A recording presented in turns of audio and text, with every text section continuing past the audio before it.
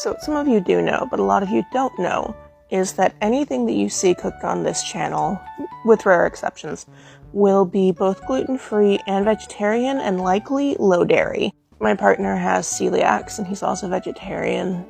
As part of the celiacs, he also is sensitive to dairy, so we'll include that sometimes, but not all the time. What I wind up cooking is the anti-inflammatory food. It's what his doctor said was what he needed. When we first got together, I was raised in the South, so I impressed suitors with my cooking. But he was vegetarian, I didn't know what to cook for that, so I learned vegetarian cooking for him when we first got together. Then he got the celiac diagnosis, and he was freaking out, as one does.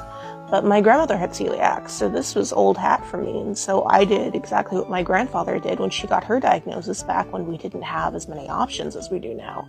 I was just like, baby, don't sweat it. We will figure this out.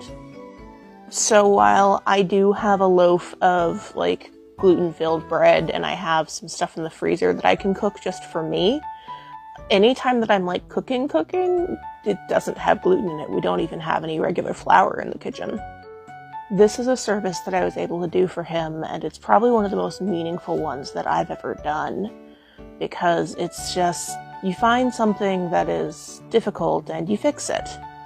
And I told him, in the beginning when we were still figuring stuff out, there was some hit or miss recipes, but if I'm cooking something, it's gonna be good.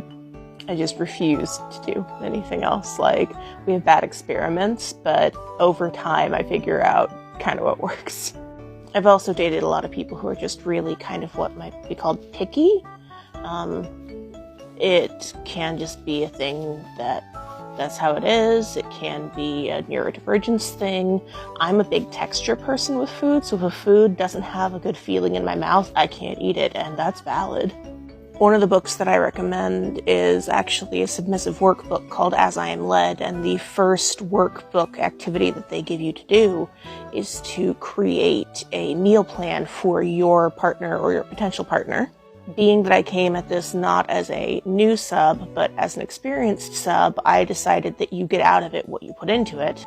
So I designed a food preference survey based on how often my partner wanted to eat a given thing, and then made a monthly rolling meal plan template off of that.